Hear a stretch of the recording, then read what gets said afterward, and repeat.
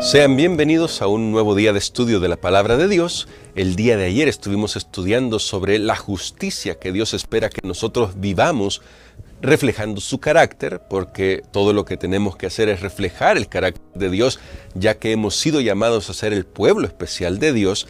Pero este día vamos a hablar de la religión pura ante Dios. Así que atentos a las lecciones que vamos a aprender hoy. Vamos a pedirle al Señor que nos ayude con su Espíritu Santo para que estas lecciones puedan calar en lo más profundo de nuestro corazón. Te damos gracias, Padre, por tu palabra. Tu palabra tiene mucho poder, tiene todo el poder. Con tu palabra creaste el universo. Ahora te rogamos, por favor, ayúdanos a experimentar ese poder para que nuestra vida sea transformada por ti. Lo rogamos en el nombre de Jesús. Amén. ¿Qué significa esto de religión pura ante Dios? Yo creo que ya viene a nuestra mente alguna idea y algún pasaje del Nuevo Testamento, pero antes de ir al Nuevo Testamento, yo quisiera que usted considere y que tú consideres Deuteronomio capítulo 24, versos 10 al 15. ¿Por qué? Porque estos pasajes que están en Deuteronomio realmente son la enseñanza que el pueblo de Israel vivía. O que debía vivir, idealmente, ¿no? Que debía vivir. Ese era el ideal de Dios para el pueblo de Israel. Deuteronomio capítulo 24, versos del 10 al 15. ¿Qué dice aquí la palabra del Señor? Dice así, son varios pasajes, pero creo que vale la pena retomar estos pasajes por lo interesante y lo maravilloso que es el concepto de la religión pura delante de Dios, que ya aparece en Deuteronomio. Lo he destacado yo en esta semana y también lo destacamos con nuestro pastor de mi perla cuando nos acompaña en los estudios, y es que en el Nuevo Testamento no se inventó absolutamente nada. Todo lo que hace el Nuevo Testamento es retomar todas las enseñanzas del Antiguo Testamento, darle el contexto de la salvación en Cristo Jesús, pero no ha inventado nada, solo nos ha presentado que todo lo que hemos aprendido acá tiene su realidad en Cristo y gracias a Jesús eso puede ser parte de nuestra vida. Es decir, podemos vivir realmente a la altura de la voluntad de Dios. Así que escucha esto. Cuando entregues a tu prójimo alguna cosa prestada, hablando de los préstamos, que hoy en día es tan complicado eso, ¿no? Ese tema, no entrarás en su casa para tomarle la prenda. Te quedarás fuera y el hombre a quien prestaste te sacará la prenda. Y si el hombre es pobre, no te acostarás reteniendo aún su prenda. Sin falta le devolverás la prenda cuando el sol se ponga, para que pueda dormir con su ropa y te bendiga. Para ti será como una obra de justicia delante de Jehová, tu Dios. Tremendo. Será una obra de justicia, tratar con dignidad incluso al deudor. Ya vamos a comentar un poquito más. Dice ahora el verso 14, no explotarás al jornalero pobre y necesitado, ya sea de tus hermanos o de los extranjeros que habitan en tu tierra dentro de tus ciudades. En su día le darás su jornal y no se pondrá el sol sin dárselo, pues es pobre y con él sustenta su vida. Así no clamará contra ti a Jehová y no serás responsable de pecado. Nota lo que está diciendo aquí Moisés y qué instrucciones le está dando el pueblo al pueblo de Dios, el gran profeta y legislador Moisés. Lo que está diciendo bajo la inspiración divina es, recuerden, hay que ser justos. Eso ya lo estudiamos el día de ayer. Hay que tratar justamente a las personas. Y si incluso es una persona que nos debe algo, todavía nosotros debemos tratarle con dignidad.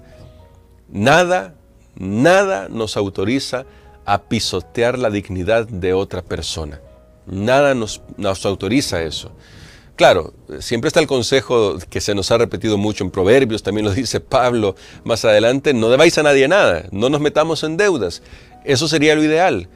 Pero si esto llegara a pasar, y por alguna razón tú, mi querido hermano, usted, mi querido hermano y hermana, ha sido el que ha dado el préstamo a alguien, Dios le pide a usted que aunque tenga que cobrar, que está bien, es su dinero y tiene que cobrarlo, lo haga respetando la dignidad de la otra persona.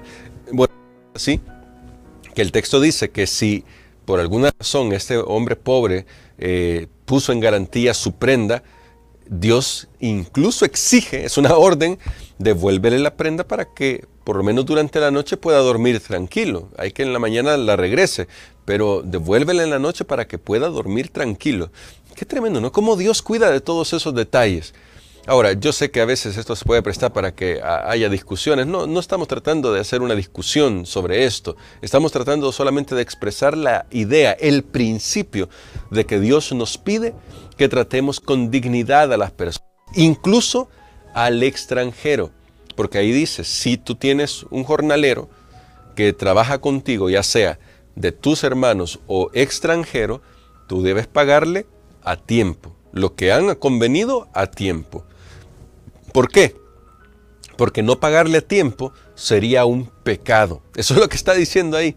Sería un pecado. Si tú retienes el dinero que le corresponde por el trabajo que ha hecho para ti, eso sería un pecado. Qué tremendo, ¿no? Por eso decíamos ya ayer, sí, podemos ser parte del pueblo especial de Dios, podemos conocer la verdad, podemos dominar las profecías, conocer todo el hilo conductor de la cronología bíblica, pero de la cronología profética, para hacerlo más específico.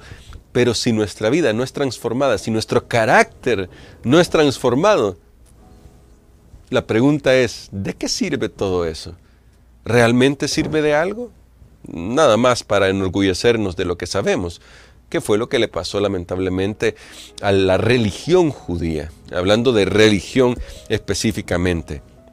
Así que ahora vamos a ir al Nuevo Testamento y ustedes van a notar algo muy curioso. En Santiago, yo sé que este texto es un texto conocidísimo, pero en Santiago, capítulo 1, se nos presenta la religión pura delante de Dios. Y en el verso 27 dice así: la religión pura y sin mancha delante de Dios el Padre es esta: visitar a los huérfanos y a las viudas en sus tribulaciones y guardarse sin mancha del mundo.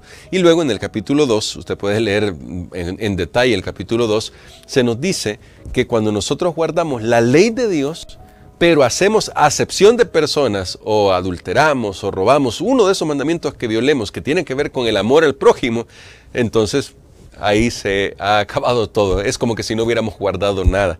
Y curiosamente el ejemplo que presenta el apóstol Santiago respecto a hacer favoritismos, a hacerle más lado, a hacerle veneración a aquellos que son más pudientes en detrimento de los más pobres, demuestra que aunque estemos en la iglesia, que aunque vayamos a la iglesia, nosotros tenemos que tener cuidado de no hacer acepción de personas, porque al hacer acepción de personas estamos violando la ley de Dios.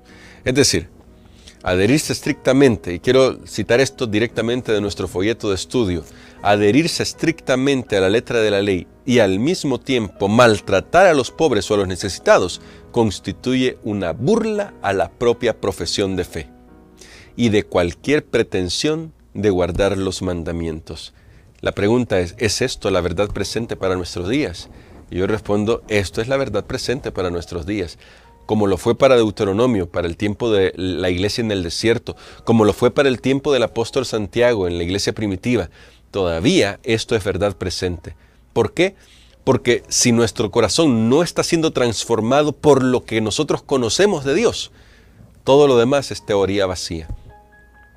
Porque nadie se va a salvar porque conozca exactamente el cumplimiento profético de cada elemento, de cada evento que se presenta en la Biblia. Nadie se va a salvar por eso. Las personas nos salvamos todas si confiamos en la gracia de nuestro Señor Jesucristo. Así que esto es verdad presente. A veces tendemos a pensar que verdad presente es hablar sobre el sábado, hablar sobre el juicio investigador, hablar sobre, decimos, el mensaje de los tres ángeles que involucra el juicio, la adoración, que involucra las falsas doctrinas que tienen en otros lugares. Sí, todo eso está bien, pero a la base nunca debemos olvidar que está el Evangelio eterno. El Evangelio eterno son buenas nuevas. Las buenas nuevas son que en Cristo Jesús tenemos salvación, que Dios quiere transformar nuestro corazón. Si nuestro corazón no está siendo transformado, la pregunta que deberíamos hacernos es, ¿estoy viviendo de acuerdo al Evangelio eterno? ¿Estoy viviendo de acuerdo a la verdad presente?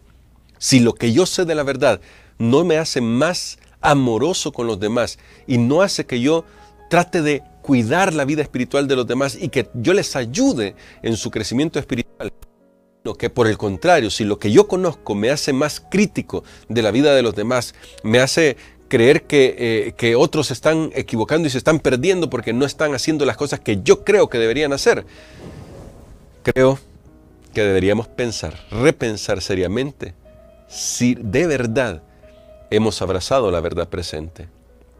Porque la verdad presente en esencia es Cristo Jesús, morando en nuestro corazón, transformando nuestra vida, para que cuando presentemos las verdades distintivas que son para nuestro tiempo, lo hagamos en el espíritu correcto. Que lo hagamos en el espíritu correcto. Y esto es el punto que yo quiero destacar. Que necesitamos tener la religión pura y sin mancha.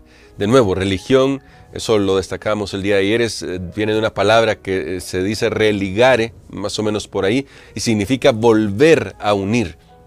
La religión debería volvernos a unir, pero no volvernos a unir en el sentido de no importa cómo vivamos, no.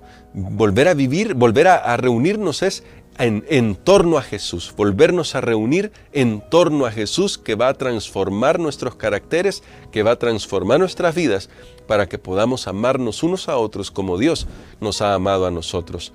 Claro, a partir de ahí juntos vamos a poder construir y crecer en el conocimiento de las verdades distintivas de Dios para nuestro tiempo. Pero no debemos caer en la trampa de creer que las verdades en sí mismas lo son todo.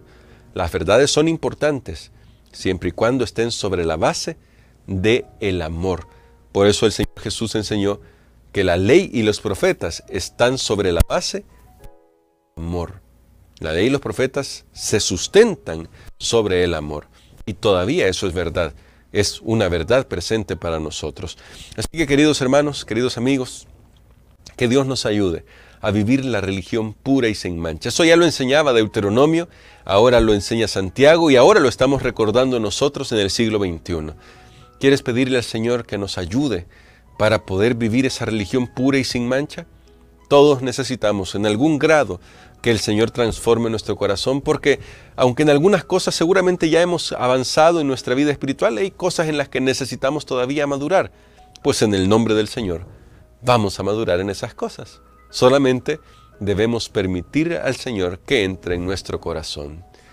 Padre Santo y bueno que habitas en la inmensidad, venimos ante tu presencia suplicando que tu Espíritu Santo nos acompañe y que nos ayudes, por favor, que nos ayudes a vivir la religión pura y sin mancha delante de ti. Ayúdanos a servir a otros, a no hacer acepción de personas, a tener un corazón equilibrado que ame no la posición, que ame no el prestigio, sino que ame como tú nos amas a nosotros, para restaurar, para salvar, para ayudar, para servir. En tus manos de amor estamos por Jesús. Amén.